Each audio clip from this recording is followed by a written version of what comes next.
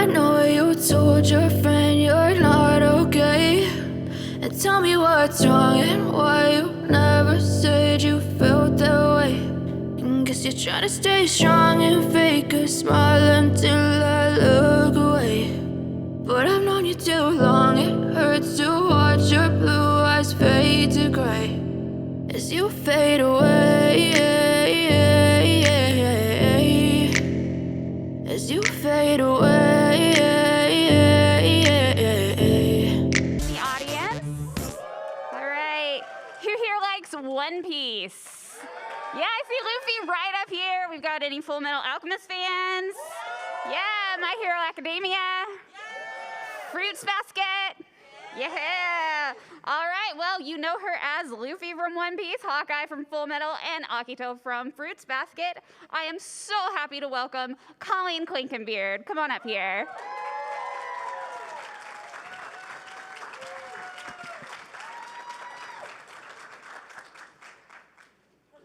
Hello, thank you so much. Am I on? Yeah, now I am. Hi. Hello, I'm in a director's chair that will be lucky if it does not collapse under my weight. Hi. They're pretty sturdy. So how are you doing? So happy to have you here. I'm happy to be here. I haven't been in Atlanta in forever, so this is great. You guys are so friendly. Well, we are absolutely thrilled that you're here. So we're going to ask you a few questions here, and then we're going to take it on to the audience if that's cool. All right. All right, so first question for you. You learned how to do a boy voice working with Laura Bailey, being best friends with her and being roommates with her. How did that whole process go? Were you guys just like practicing voices? How did that whole thing happen? She would show me voices, and when we first started out, she would ask me like, what would you do if I had a little cat? And I said, I want you to do the voice for the cat. And I was never even a big cartoon watcher, so I had no idea, and I was coming out with like a meatwad voice. And I had to have her like walk me through what the typical standard voices were, so that I could start to expand from there. And I listened to her do her kid Trunks voice, and that's how I modeled my boy voice. So where do you place it in your voice? Is it like kind of in your nose or in the It's back way of back your in the back of your throat? throat. Way back in the back of your throat? Gotcha. Yeah. I would do it, but clearly I'm losing my voice. Absolutely, yeah. Don't want to tax you there. You got a whole day ahead of you. Yeah. So how do you get into a character's head? I really don't. I don't know that that's usually my job as a dub actress. A lot of what I do is watch the scenes that we're about to record as if I'm a fan. So I watch the scene and I get to see the character react, and I get to emote, feel what they're feeling, and that gets me ready to do the scene. So I don't know that I do a lot of like character backgrounds or a history. I'm not coming to the studio getting in character, none of that. We get to cheat as dub actors, and we get to see the scene as a whole with the music and everything already completed, and get to feel the emotion and get in touch with it like that. And it's a lot easier in that respect to do dubbing. There's a lot of things that are more difficult about dubbing, but that part is easier. Gotcha. Now, you play like a wide range of characters, from crazy wild Luffy to like the hardcore Hawkeye and Erza. What kind of character do you like to play the best? Do you like the wild free ones, or do you like the hardcore ones, or just something in between? That's so hard to answer, and my answer would probably change every day. I like whatever I'm doing that day. Luffy is my favorite character to play. But I don't know if that's just because he's a boy or because I've been with him for 15 years and I'm so close to him. I feel like he's a friend. I know how he would react to anything. If I read a line that's written for me to say, I know if Luffy would say it that way, or if it's like, oh, that word, he wouldn't say that word. So I feel so familiar with him, and I guess that kind of tie-in makes him my favorite, but I think I would feel that way about any character that was that good, whether they were a boy voice or a girl voice or a villain or a hero, as long as it's as well written and as awesome as he is. Nice. Now, if you were to make an ultimate One Piece style pirate crew just made of the characters that you've voiced, who would you have on board? Which of my characters would make a good crew? Yeah. Gotta put Erza in there. Absolutely. I think Riza would make an excellent captain. Ooh. Let's see. Momo would be very handy to have on board. Who else? Who should be out there? What do you think? Feel free to call him out. Yeah. I mean, but in this scenario, he's like Gold Roger. Like he's the one that we're coming after, right? Scanty? I don't think that she would gel well with the others. That's what I'm saying. Yeah, Hawkeye would be a great captain. Yeah. Tannis would be fantastic. She would be the comedic relief of the crew.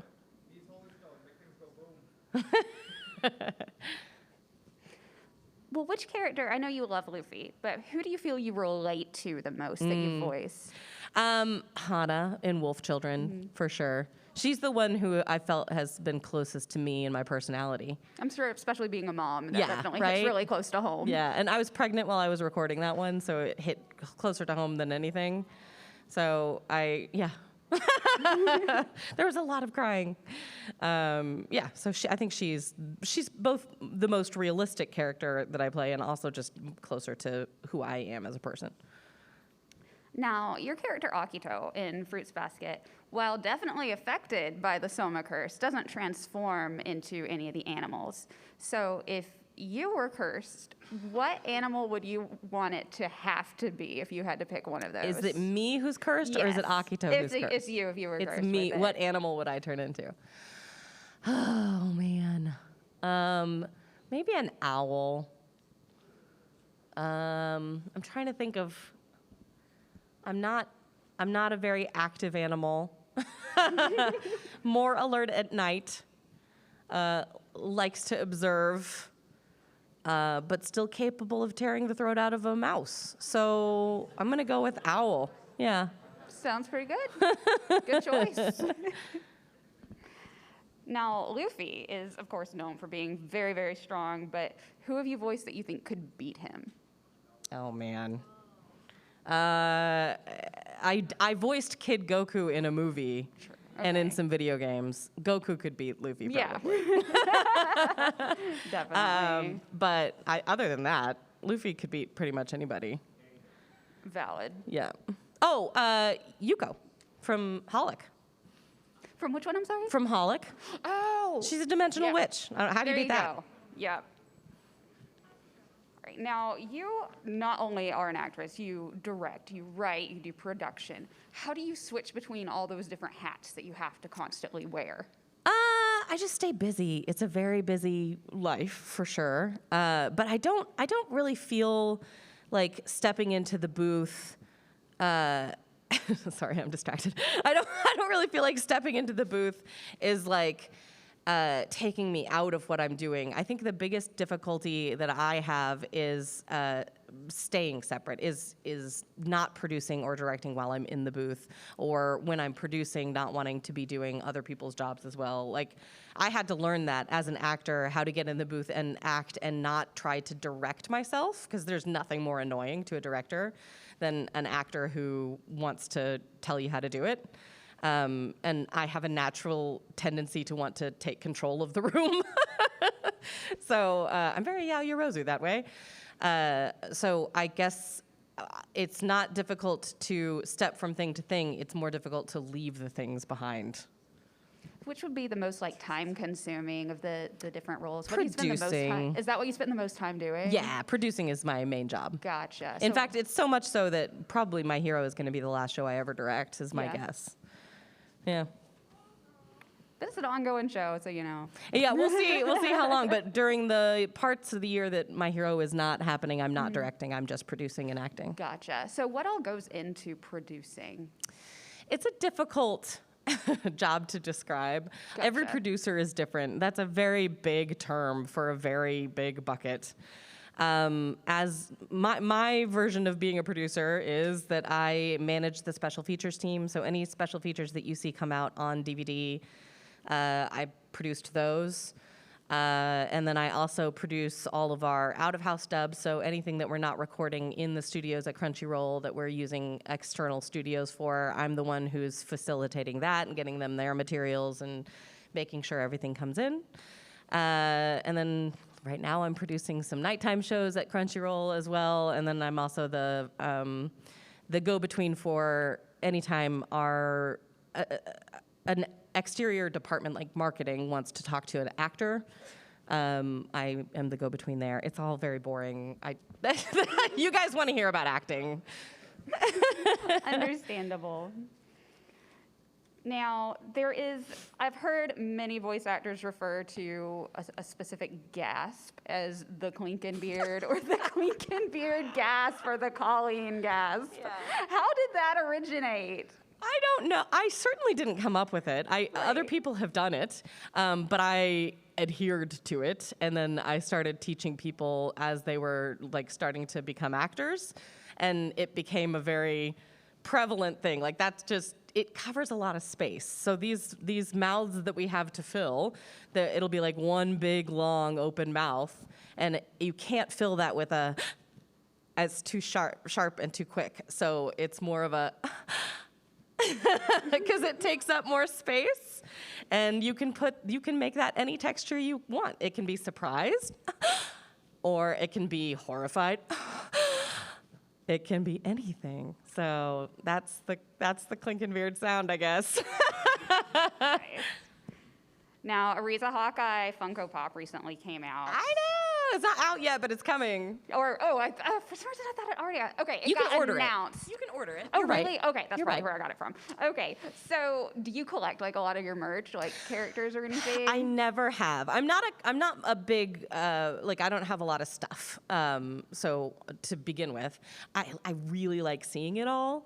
I love my collection is your collection. Like you guys bring stuff up to me and I get to see it and enjoy it, and I don't have to have clutter around the house. So I really love that. But the things that I keep and actually have in my office are usually small. Like if people bring me small things, I can keep those because I've got little shelves that I can put them on. And then I'll have some art. I've got the Afro Luffy wanted poster that you can get in metal. If you've seen them, there's metal prints of them at Color World. The people who run Color World are friends of mine, and the original watercolor that was based off of is hanging on my office door, and I love that one. But I forget to get pops. I have some because people gave them to me, but like the Urza with the armor that you can no longer find anywhere, I forgot to get it. I don't have it, and now it's like $300, so I need to get the Flamey Pants one soon. Now, when I spoke with you on Twitter, I told you I would speak with you about your soda addiction. I was not about to let that go. I looked for some Diet Right so I could get some for you. So I couldn't find any. I was so disappointed. It's hard to find. They really stopped is. making it. I don't know why. Like, I know I've seen it in stores. Yeah. And like, I was looking for it. I was like, okay, I'm going to find Colleen some Diet Right. The pandemic stole it from me. So what do you, I'm guessing Diet Coke replaces it? It's a problem, y'all. I quit Diet Coke. I did recently. And I started drinking Arizona green tea, the diet kind. But when I'm at a con, you can't get that. So I get to have Diet Cokes at cons, and you can't judge me. No one judges anybody at cons for that sort Right, of thing. for anything, really. You can't judge somebody at a con. You just can't. But yeah, I have deep-seated beliefs. There's like a hierarchy. It's like Sonic. There's straw size matters, ice shape matters. Okay, I gotta hear this. Sonic Ice is absolutely the best ice. I don't drink from Chick-fil-A anymore, but they had great ones. Sonic has great ones. McDonald's has great ones because the soda flavor is really good, and it's important that the carbonation be specific, and the ice at Sonic is really good. This is very inferior. 2 liters are better than this, cans are better than this, but you can't get them and take them and close them places, so that's important too. And then, like, after a certain time, you have to stop drinking the caffeine, and so diet caffeine-free Pepsi is better than diet caffeine-free Coke, and there's also, it's a problem. All right, I need to hear your top 5. That is not a problem. That is enthusiasm. Is what I have it a is. passion. It's yes. you're a connoisseur. Diet Right is the best. Diet Right is the best. Okay, what goes behind Diet Right? So Diet Coke or caffeine-free Diet Pepsi? Caffeine-free Diet Pepsi, Diet Right, and Diet A&W root beer. Ooh, good choice. Yeah. Root beer's great. Yeah. Have you ever had the ice at Zaxby's? Now that is The what now? the ice at Zaxby's. So, No, what's that? So Zaxby's it's mostly kind of Georgia based. It's a chicken place, kind of like a Raising Cane's. Is it like Sonic Ice? Like It little? is a lot like the Sonic Ice. I want it. Oh my gosh. I will go there just for the ice. I It is want it. totally worth it. There's like a bunch of them here in Atlanta. So if you get a chance, get you some Zaxby's ice. Okay. Totally. Okay. And like I'm a big fan of their cherry Fanta with it as well. So it like tastes like you're kind of drinking an icy, but not. It's pretty great. Look, listen. When I go to Canada, people bring me Timbits. When I come here, I'm gonna say, bring me the Zaxby's ice. Yes. I'll keep that in mind for next con. Yeah, right. All right. So one thing that like a lot of people, like anime fans, find that anime really gets them through a lot of hard times. Do you have fans that like maybe mention that to you often? Like, your character really got me through this. I was having a horrible day, and I watched One Piece, and it just really brought me up. All the time. And it's not even like that. It'll be somebody who it got them through their mother's cancer diagnosis. And there's I had 2 yesterday that had me in tears. And it'll be people who were paralyzed for a while and couldn't move. And then Luffy and the crew, or My Hero and the strength of the people in My Hero got them to walk again. And just some things that will just tear your heart to pieces and build you up at the same time. And it's amazing to hear all of that. That's why we come to these things, because this is all, it's exhausting.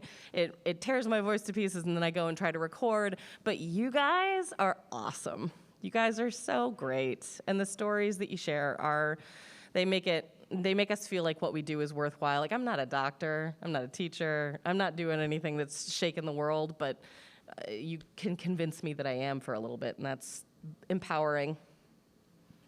I love that. That is just, oh my gosh, that makes my heart so happy. I love it so much.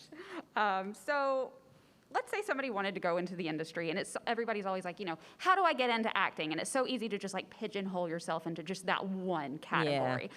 What are some routes people can go that they may not realize they can still really enjoy? Because it might be something that they don't even know they want to do. I think it is sad how many people think that in order to do what we do, you have to be a voice actor. Because there's, like you said, there's so many avenues into the anime industry, or the entertainment industry as a whole. There's engineering, if you're more technically minded, and you can be the person in the room who's like making it happen. Those people are VIPs, and it's a cry and shame that they don't get invited to conventions. You can be the writer if you have stories that you feel passionate about and want to be able to share in your current language. That is a fantastic way of doing that. And even producing, I don't have a creative bone in my body. I'm not creative. I tell other people's stories. But producing is a way to be like, I can get this stuff that you want to see to you faster, more efficiently, and better. And that's how I can contribute. And there's all sorts of ways. So looking for a way to be involved in the industry is, I think, a way to be happier than trying to be the voice actor of the season. Nobody is making a career out of just voice acting. Very, very few people. That just doesn't happen. So that's a silly thing to try to make your life about. So what kind of training would you need for the engineering side of it? Because that's something a lot of people don't really think about. Right. There's schools. We get most of our engineers from a school called Media Tech, I think, that's in Dallas-Fort Worth. And one of our, I guess he manages the audio department. We used to teach there, and so he brings in a lot of those students as they graduate. Nice. Yeah. So again, when it comes to the creative fields and the entertainment fields, there's imposter syndrome that so many people have to overcome, and overcoming self-doubt. how do you, I mean, I'm sure you've had it at some point. As amazing as you are, I'm sure you've still had it at some point, just starting off. And there's plenty of people in the audience that struggle with it. What is just like some advice people can take on to get past that? It's hard to decide how to answer that because everybody's so different. Like what works for one person doesn't work for everybody else. I am a unique individual in my social sphere because I just don't care what people think. Like I just don't care. So my self-confidence issues when I first started off and any nervousness I had was because I didn't feel like I was doing well. And it was less because I was afraid other people wouldn't think I was doing well. And that's easier to overcome. Because then as you move on, it's like, well, I did my best. And you guys are either going to like it or you're not going to like it. It's going to be fine. My family will love me either way. But I think that doesn't work for everybody because there are lots of people who feel like the anxiety of making sure that this thing is perfect. Like if you're a big fan of this show, coming into it and wanting it to be everything that it can be because you want this show to be perfect, that's a lot of pressure to put on yourself. So the best that I can offer is to try to let go of that stuff and just do your absolute best and then let it go. Your auditions should take 20 minutes tops because you can't just sit there and obsess over them. That's not a life. And I don't know. I don't feel like I have very good advice to give about this. Be confident. That's terrible. That's. Sometimes just the simplest stuff, is really all you need to hear. If you judge yourself when you put the headphones on too much, like hearing yourself freaks you out, then take the headphones off. Don't worry about other people. Everybody worries so much about what other people think, and it drives me nuts. I don't get that. Well, we've talked about some heavy stuff. Let's talk about some fun stuff here for a minute. What are some funny stories from the booth that you've experienced, or just from conventions? Just any kind of funny stories over the years. Oh, man. They're also, we will crack up in the booth and then, walk out and be like, how would we ever explain that to fans? Mike and I laugh all the time while we're recording. And then later I try to explain it at a con. I'm like, it's not funny. It was just funny to us. But I don't know. They're not funny to you guys. Mike and I have had Mike McFarland, by the way, the director who cast me as Luffy in One Piece. He and I have had an ongoing joke that Luffy is just after his dollar. The One Piece, it's this ephemeral thing you can't describe, so we were like, it's $1. So every time he comes in and starts talking about it, it'll be like, have you seen my dollar? And we can crack each other up to no end with that, and it's not funny at all. Do you guys ever, while you're recording, just do, some fun outtake, We used to, okay. And now I think that is a little frowned upon.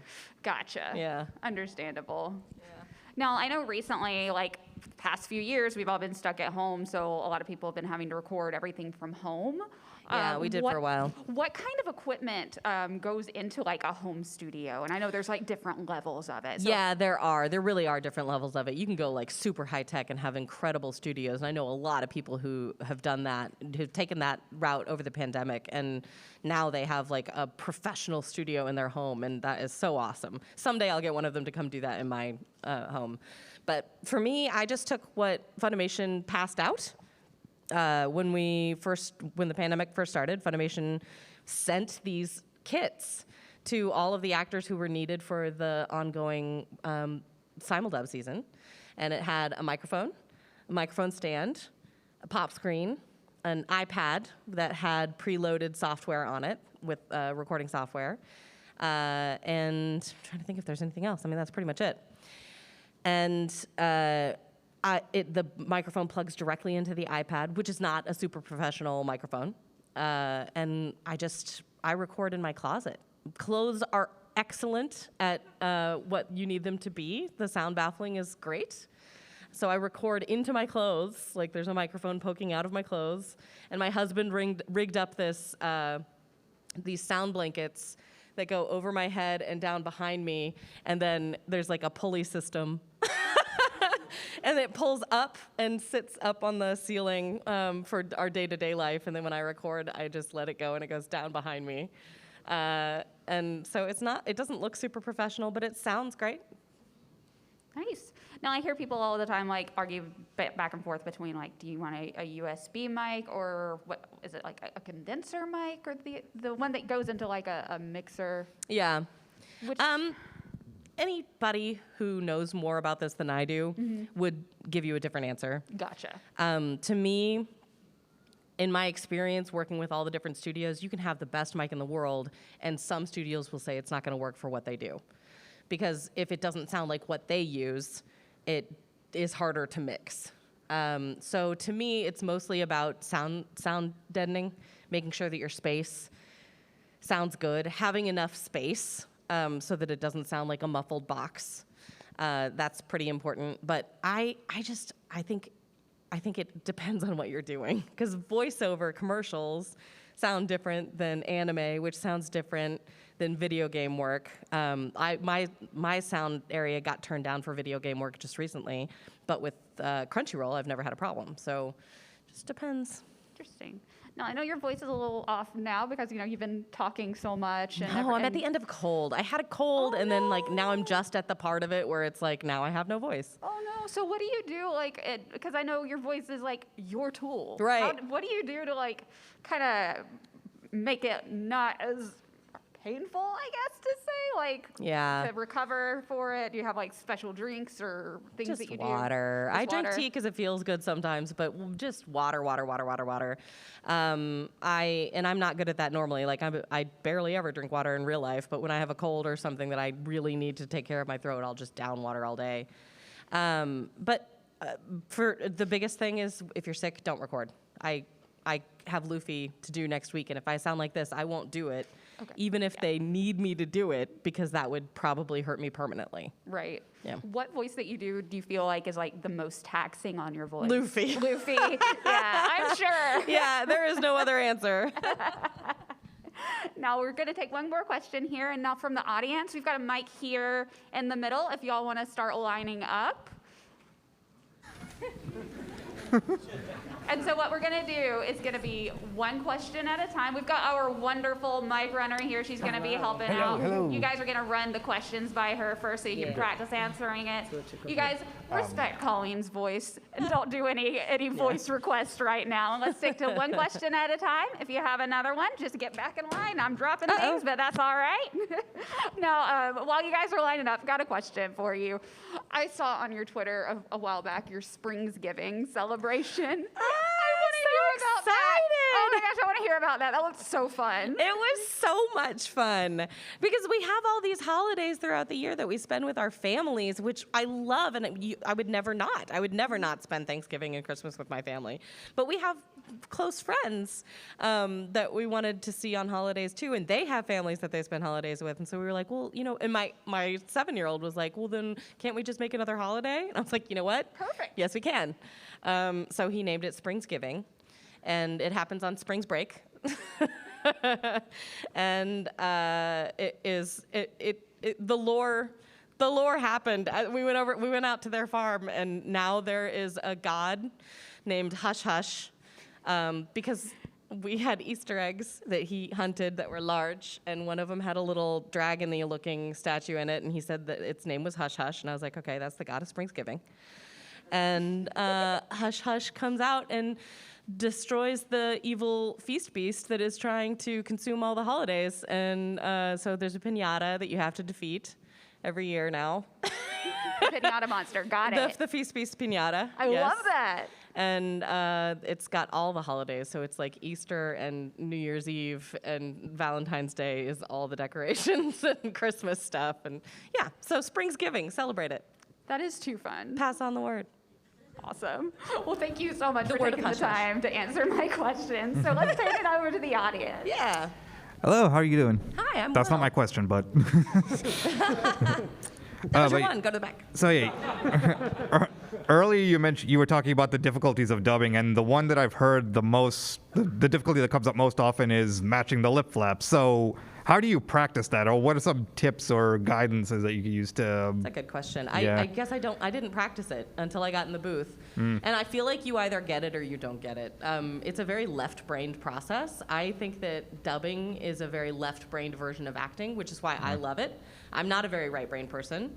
And so I like puzzles. I like the science of it all, and it's really, really fun and energizing, especially when you first start out. You get a thrill if you are reading along and you can match the flaps perfectly, and you kind of get a sense, you can just feel when they're gonna stop. And then if you can match a laugh perfectly, that there's no bigger high. But as far as practicing, I don't know. I mean, I guess, what you could do is memorize a line and then play it on mute and say it yourself and see if you can make it fit. But to me, one of the hardest things to teach new actors coming in is how to do that with different reads. So you might have this line, but if you get it in your head a certain way, I need to be able to talk you out of that. I need to be able to say, I want the operative word here, or I need you to change the intention of that in some way and still be able to fit the flaps. Or there's a pause in the middle of the line and you need to make it sound realistic. Like you're not just pausing because the flaps are there, you're pausing for intention. Wow, acting is hard. It is hard. All right, thank you. So some of your characters, like Luffy, are still ongoing, but of the ones that aren't ongoing, which one do you most wish you could go back and revisit? Momiji from Good Luck Girl. Yeah. Thank I would you. play Momiji every day for the rest of my life. That'd be fantastic. Hi. So my question to you is, what is your favorite armor from Urza? I like her flamey pants. I just do. Yes. It looks so comfy. That is who I am, by the way. The PJ version of anything is my favorite. It's so good. Thank you. Yeah. That has a name. Hello. Oh snap! I'm too tall for the mic. Hello. How did I asked you this yesterday? Hi. Hi. Or not? I said it yesterday. Is it weird knowing that like a lot of people, like manga readers, like we hear your voice on a weekly basis, like at like once a week, I hear your voice or a voice you created in my head as I read this thing that I've read once a week for like 15, 20 years. Nah, I'm just egotistical enough to love being the voice in your head. It's so, I thought that'd be a trippy fantastic. feeling. I would All right. love to be the voice in an entire generation's head. Literally thousands of people just like hear a voice that you came up with on a That's weekly awesome. basis. I Have love a good it. one. Thank you. I hope none of your minds hurt in the throat area. Yeah. Hello. I was wondering, with you being friends with Laura Bailey and working so closely with Matthew Mercer, is it possible for us to see you on Critical Role anytime soon? Oh, I don't know. I have never had a hint of that from any of them. And I don't live in LA, so that would be difficult too. I do D&D. So it's not, I suppose, like, it wouldn't be completely out of the realm, but I play D&D in like a very light way where it's like, okay, remind me how to roll for that. So I don't know that I would ever feel confident playing with the big boys. I say, well, Matt's missing out if you don't. Ah, you're Thank you. sweet. That sounds, if I was ever going to have a lack of confidence about anything, if you were ever gonna see me nervous, it would be there. Good morning or good afternoon. Hi. Quick question. So, over the pandemic, like every month, I kind of treat myself and buy one of the DVD boxes. So I'm listening to the dub as it goes along. I love that. No, so here's the thing. Like, listen to the sub, or it's like, Gomo Goma no. But where did you get now gum from? Did Mike come up with that, or did you kind of feel it I out? can't remember if the writers, Clint Bickham has been writing it forever. I can't remember if the writers did that or if we did that in the booth. But Gum Gum is a fewer flap. Like it's one flap, one flap less.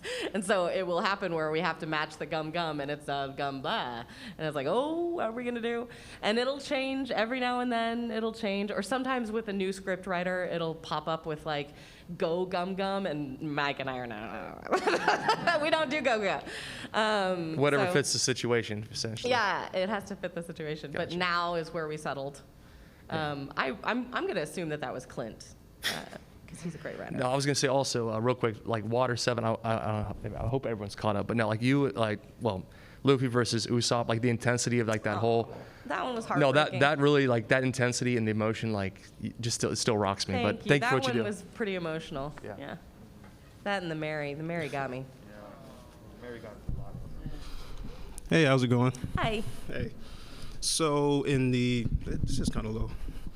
In the height of the COVID pandemic, my wife got into anime. Yeah. And one of the first shows actually was Black Clover. Oh, that's Her favorite character is Charlotte Rosalie. And well, because of that, like her one of her favorite characters that she crushes on is also Yami. It's actually prompting me to go to the gym more.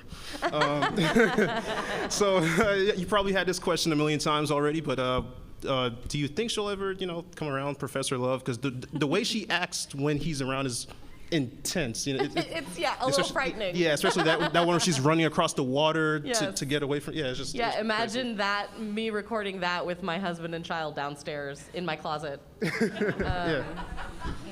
There's a lot of. I never want to make assumptions about what's going to happen in an anime or in a manga. It's up to them, and I am totally in whatever they do.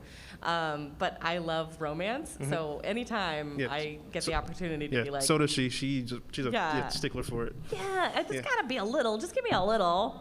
And I think it would be great if she could finally figure out how to be a human being Precisely. when he's around. That'd be great. Yeah, precisely. Thank you. Although, to give him credit, he doesn't seem to care. That's good. That's a good point. Okay, hi. Hi. So I guess you get this question a lot, but for people who are inspired to be voice actors / actresses, what advice would you want to give them? Like she said, don't pigeonhole yourself. Don't make that the only goal. But I think that finding voiceover workshops is a really good way to both learn more and meet people who are in the industry. So it's not just about the classes, it's about meeting people who can tell you what the next step is for you in particular. So yeah, taking voiceover workshops is a good option. If you can find people who work at or with Crunchyroll who are doing voice workshops and can do them remotely, I would do that. Okay, thank you. You look great. Thank you. What would you say is the primary difference between recording for animation and for a video game? There's a lot of differences there. And honestly, I don't do the super high-tech video games that they're doing in LA with a lot of mocap. I've never done mocap, and that stuff can be more like being in a film. But with Borderlands and with anime, the main difference is that with Borderlands, I have a lot more say in how the character is created. And with anime, it's already created. That character has been done, and my job is to make sure that the voice of that character is coming through as faithfully as possible so that you're getting the experience they're getting in Japan. But with a video game like Borderlands, I get to decide what Tannis sounds like. It's a lot more free, but it also means that there's a lot more on me to make that happen.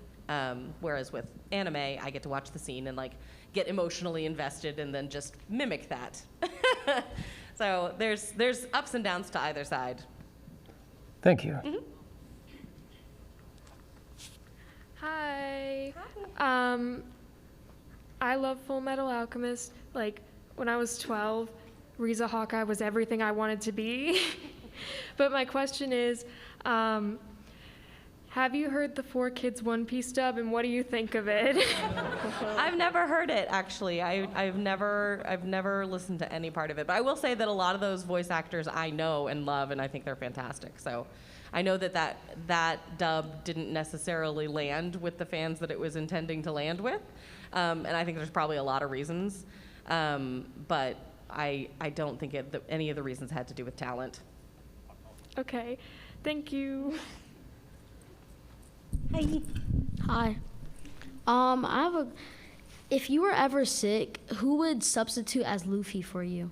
I'm sick right now, and if they try.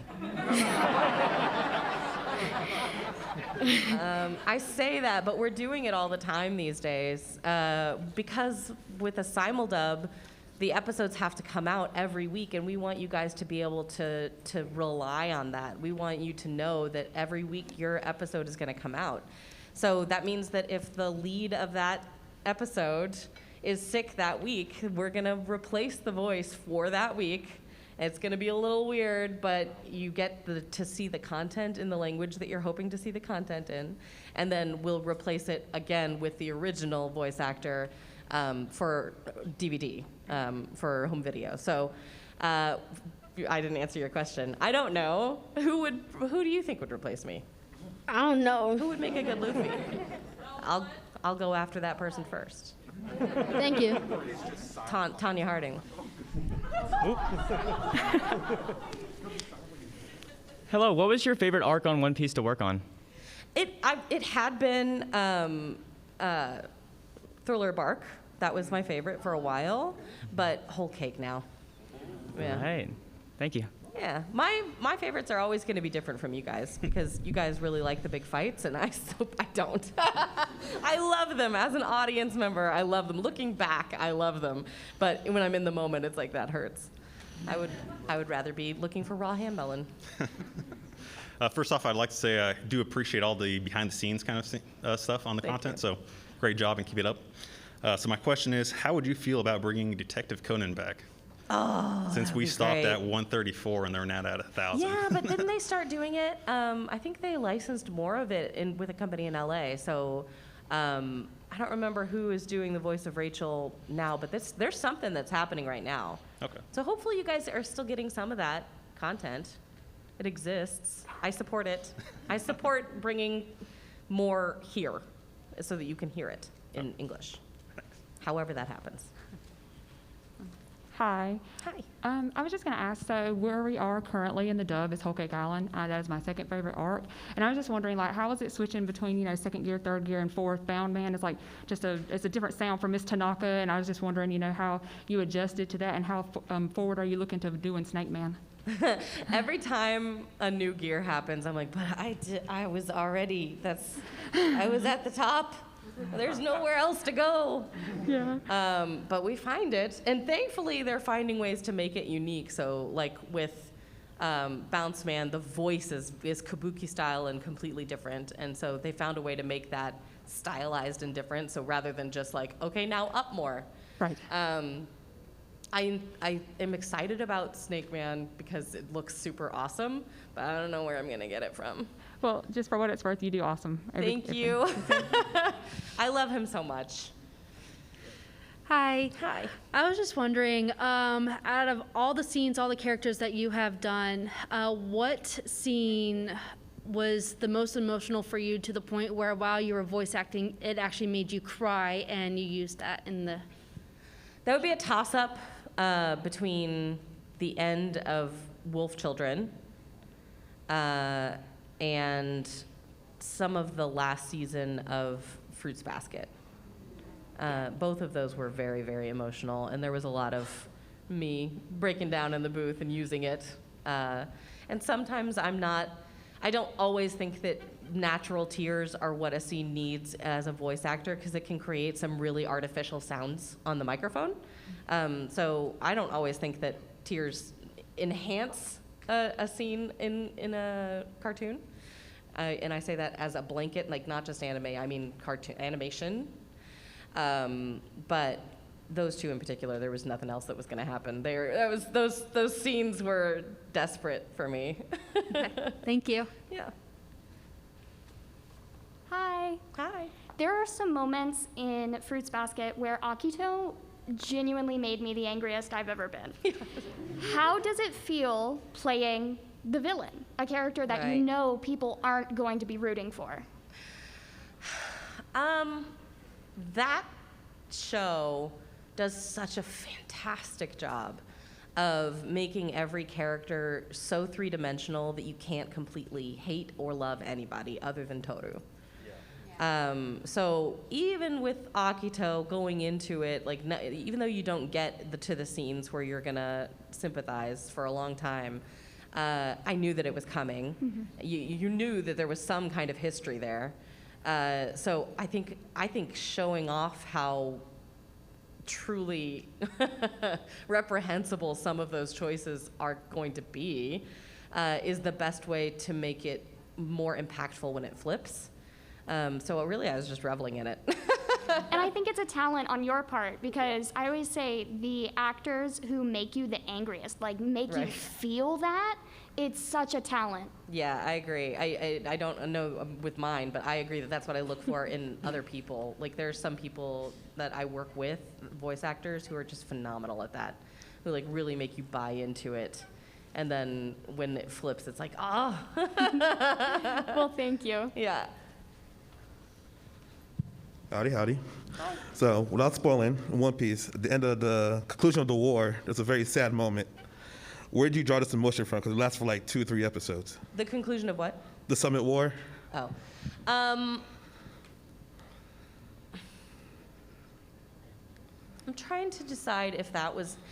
I don't know that that recording section was as impactful for me as it was as an audience member. There's a lot of different factors that go into it. So like the Mary hit me like a ton of bricks. But then some of the moments that make audiences just weep, in the recording of it, it's like, it happens so fast. It goes by so quickly. And I think we don't realize, because Luffy is there, he's on screen and he's a big part of it. But what's actually being vocalized is so minor. He doesn't talk much, and it's like little sounds of almost crying and like not being able to hold it back. But it's not as impactful in the booth until I go back and watch it later. So while that moment was huge and I was waiting for it, I feel like I missed it while I was recording it, and I had to go back and enjoy it as an audience member. All right, thank you. Yeah. Greetings. Have you ever had any experiences where, like the show you're working on, where the dialogue or just the show itself is like really weird or wonky? So it's like the lines might be kind of like goofy, and like what's that like, if so? Really weird or wonky. I don't want to say like a bad show, but like a show where it's just where it might just be strange. I mean, I've done a lot of strange shows. But you're not talking about like bad shows, just well, like that's kinda. I mean, I've been in a couple that were like, that's not the greatest. I would certainly never mention the titles. Well, no. But like, do you still manage to have like fun, like? That depends on what's going on in the booth. Okay. It depends on if me and the actor or the director and the engineer are like super gelling and having fun, or if we're just trying to get something done. The fun in the booth is reliant on us rather than the content for the most part. There are some things that were like not the best show, but the voice was really fun, and that can rescue it a bit. And there are some things where it's not the best show, and the voice was really hard, and I'm also doing Luffy at the same time, so I end up like really mad at this one. And then there are some things like, honestly, Kodacha's was one of my favorite shows to do. I loved it. And I watched that with Laura in our apartment, like just sitting there reveling in it and waiting for the romance moments. And Mama was one of the hardest characters I've ever had to get into. She's a very Japanese character, and I had not watched enough anime to really understand that at all. And so I had to that was a hard learning curve there for me. But ended up being totally worth it, because even though she's super weird and that character was very hard to get into, I loved the show so much. So, thank you. Mm-hmm. Hi. So One Piece is a show that has a lot of emotion that kind of varies. There's a lot of funny moments, a lot of intense moments. I'm kind of curious, from your perspective, voicing Luffy, if there's ever been a point where you came in to record your lines and you were just, I guess, surprised or kind of by the scene you had to do. I guess, like, what is the most, not intense line you've had to do with Luffy or like dub scene, but what it kind of has taken you kind of like aback, and you're like, whoa, like I was not expecting this. Oh, hard to pinpoint, right? The really funny moments always like there's a sudden laugh. Like, I love that when Mike or Anthony will explain to me what's happening, and it's like, really? That's what we're doing? That's awesome. When I found out about oars in Thriller Bark, oars was some of the most fun I've had recording Luffy ever. The big like the rubble on his head. Yeah, and that was that was really fun to have explained to me and then to do it. And it was surprising and hilarious. And every time I got to go in the booth and do that was awesome. But then he'll also do things like the big punch in Fishman Island was like, yes, you wanted that to happen, but when he actually does it, that's a shock and exciting. I don't know. Luffy is lovably predictable.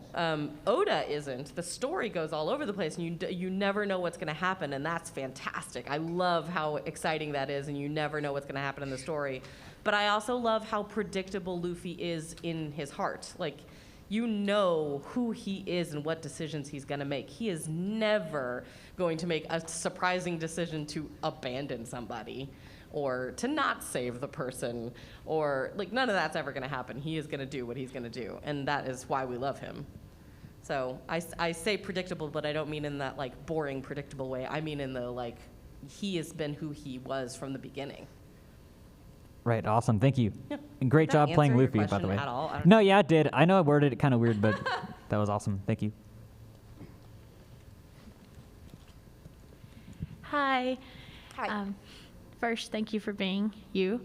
And my question is, when you auditioned for Fruits Basket, was Aikido the role you were hoping for, or did you want another character? So when Fruits Basket, because Fruits Basket was my first anime ever. I watched it back when Laura was in it before I started voicing anything. And I loved it. It had been my favorite anime for a long time. And then when it came back, I knew I really desperately wanted to be in it, but I also knew that they were planning on using the original cast. So that means there's not really much of a place for me. But knowing enough about Fruits Basket, I knew that there was one character that they wouldn't be able to use the original cast member for, because now we know more about that character. And so I'm there's no two ways about it. I begged. I went to Caitlin and I begged her to audition me. No one would have played that role better. It was the one I wanted. So I'm glad that and the one, it's what a once in a lifetime opportunity to be in your first anime that you've ever seen as the character you would want to be when that was the only character that wasn't already precast. It was very, very lucky. Thank you. Thank you. Hi, can you hear me? Okay, so my question was, well, a lot of studios do separate recording sessions for each of their actors, because like not all the time they're all together. Yeah. But there's like once in a while there's that opportunity where like a show, I think the one that comes to my head is Bob's Burgers, where they get the cast together so they can record each other and they can play off each other. Have you ever had an opportunity like that? They don't do that in anime. So they do that in original animation in LA or wherever they're making original animation. Yeah. But the reason we don't do it when we're dubbing is because of timing. Yeah. So if you get 4 people in a studio, the chances of getting the flip-flaps right for everybody are very slim. So you record one at a time with dubbing all the time. So you've never had that experience? No. We get in the booth all together for Walla scenes. Like if you have a bunch of Walla is with all actors, and that's when it's like a market scene and you hear a bunch of chatter in the background and you're never actually going to hear any one of those lines. That's 4 people in a booth talking. Okay, cool. Thank you. Hey, how you doing? Hi.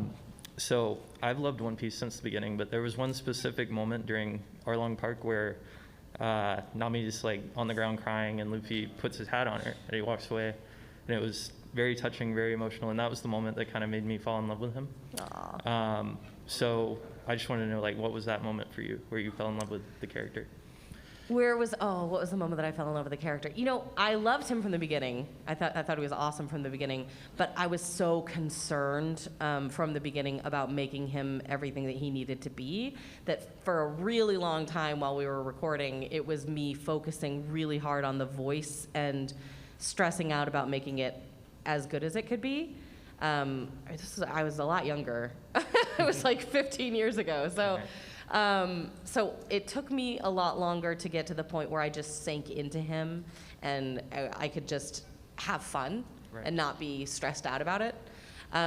So having said that, I think the raw ham melon, does anybody remember what I'm talking about when I say the raw ham melon? When he's like running around the island looking for a raw ham melon?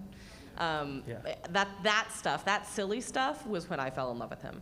Because it was just joyous and not me stressing out about like, oh my God, this moment has to be perfect. Makes sense. Yeah. Thank you.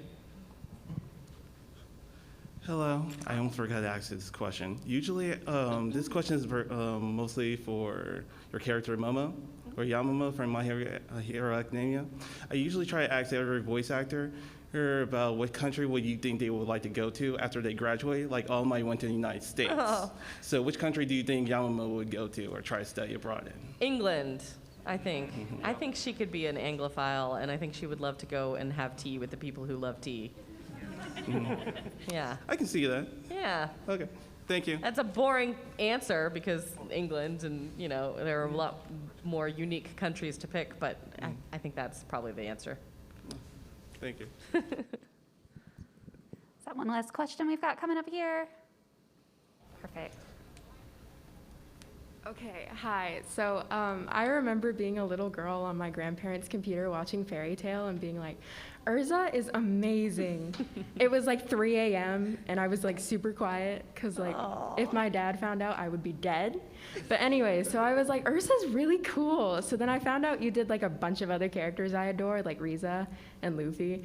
And I was like, this lady is amazing. So I just wanted to ask, what is your most memorable fan interaction? At the moment, this one. I love that story. That's fantastic. Yeah. You painted a picture. Thank you. I found out that you did Momo and you were heavily incorporated in BNHA. I was like, no way. You kind of like my voice acting mother. I see you everywhere. You're precious. Well, those moments. I love all those moments. So I just wanted to thank you for all your hard work because you are amazing at your job. Thanks, love.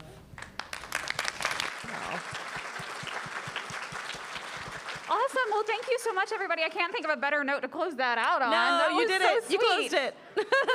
Now, where can people find you after I know you've got signings coming up. Yeah, I'm at the Walk of Fame for the most part, and then we've got another panel at 2-ish. But for the most part, I will be there signing, and please forgive the voice. I've got a little voice amplifier that Kellen Goff gave me today, so I'm going to see if I need to use that. But have you been able to hear me?